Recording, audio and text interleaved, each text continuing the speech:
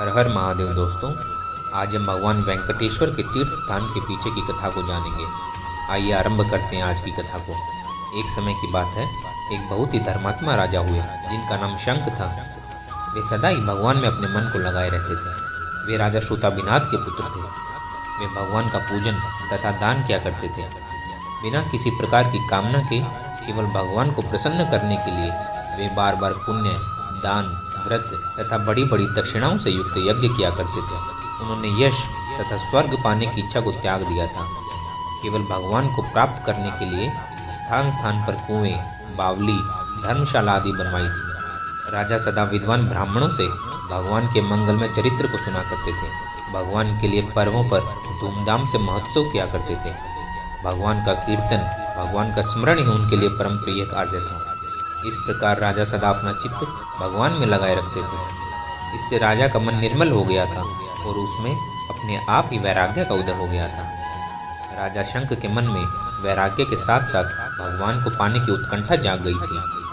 अब वह बार बार सोचते रहते, मुझे भगवान कब दर्शन देंगे, भगवान मुझे कैसे अपनाएंगे। मैं तो इतना अदम हूँ कि उनके श्री चरणों की समझ की भी जानकारी का अधिकारी नहीं हूँ। पर वो जानते थे कि भगवान तो कृपा के समुद्र हैं, वे मुझ पर अवश्य कृपा करेंगे। वे सोचते रहते कि मैं क्या करूं, कैसे उन सौंदर्य सिंधु की एक झांकी पालूं। राजा की व्याकुलता बढ़ने लगी और उनके प्राण छटपटाने लगे। तब अचानक राजा को एक मधुर आवाज़ सुनाई दी और उसने कहा, हे राजन, तुम शोक छोड़ दो। तुम तो मुझे बहुत ही प्रिय हो। तुमने मेरे लिए बहुत कष्ट सहे हैं, बहुत तप किया है। मैं तुम पर संतुष्ट हूँ, किंतु अभी तुम्हें मेरे दर्शन होने में 1 सहस्त्र वर्ष का समय है। तुम्हारी भांति अगस्त्य ऋषि भी मेरे दर्शन के लिए व्याकुल हो रहे हैं। ब्रह्मा जी के आदेश पर वे ऋषि वेंकटेश्वर पर्वत पर जाकर तप कर रहे हैं। अब तुम भी वहीं जाकर अपना मन लगाकर मेरा भजन करो, मैं तुम्हें वहीं अपने दर्शन दूंगा। राजा शंख तो इस वाणी को सुनते ही खुशी से नाचने लगे। उनका हृदय शीतल हो गया। भला मुझ अधम को भगवान दर्शन देंगे। उन्हें तो 1000 वर्ष एक क्षण से भी छोटे लगने लगे। थोड़े समय के साधन से उगता जाने वाले लोगों में भगवान का प्रेम नहीं होता। जिसके हृदय में प्रेम होता है उसे तो यह पता लग जाने की बस देर है कि उसे प्रभु मिलने वाले हैं। उसके लिए तो वह एक बड़ा वरदान के समान है। जो भगवान कल्प कल्प की साधनाओं से ऋषियों को भी कदाचित ही मिलते हैं, वह 1000 वर्ष में मुझे मिलने वाले हैं। यह तो बड़ी सुंदर बात है। राजा ऐसा सोचने लगे और उन्होंने शीघ्र ही अपने बड़े पुत्र वज्र को बुलाया और उसका राज्याभिषेक करके वेंकटेश्वर पर्वत की ओर चल पड़े। भगवान का दर्शन तो 1000 वर्षों में होगा, फिर अब भजन क्यों किया जाए, यह बात भक्त के मन में नहीं आती। उसे तो दर्शन हो जाने पर भी भजन छोड़ देना स्वीकार्य नहीं है। राजा ने तो अपने ऊपर भगवान की कृपा दृष्टि को अनुभव कर लिया था। इससे उनके भजन में रुचि अत्यंत बढ़ गई। वेंकटेश्वर पर्वत पर पहुंचकर स्वामी तीर्थ में स्वामी पुष्करिणी के पास उन्होंने अपनी परम कुटिया बना ली और भगवान में चित्त लगाकर कठोर तप करने लगे। महर्षि अगस्त्य इस पर्वत की परिक्रमा कर रहे थे। देवताओं एवं ऋषियों को जब पता लगा कि अगस्त्य जी को दर्शन देने के लिए भगवान यहाँ प्रकट होने वाले हैं, अतः वे लोग भी दर्शन की इच्छा से वहाँ एकत्र हो गए। जब तप एवं पूजा करते हुए लगभग 1000 वर्ष बीत गए और अगस्त्य जी को श्री नारायण के दर्शन नहीं हुए, तब उन्हें बड़ी व्याकुलता हुई। वह बहुत दुखी हो गए। भगवान की अप्राप्ति का दुख जब बढ़ जाता है तब भगवान तुरंत दर्शन देते हैं। इस समय ब्रह्मा जी के भेजे हुए बृहस्पति जी, शुक्राचार्य जी और महर्षि गणों ने आकर ऋषि से कहा, भगवान ब्रह्मा ने हमें भेजा है और कहा है हम आपको लेकर स्वामी पुष्करिणी के तट पर राजा शंख के पास ले जाएं। वहीं भगवान श्री हरि के दर्शन होंगे। वे सभी गण और महर्षि अगस्त्य राजा शंख की कुटिया पर पहुंचे। राजा ने सबकी पूजा की और उसके बाद देवगुरु बृहस्पति जी ने ब्रह्मा जी का संदेश सुनाया। उसे सुनकर राजा भगवान के प्रेम में मग्न होकर भगवान के गुण एवं नाम का कीर्तन करते हुए नृत्य करने लगे।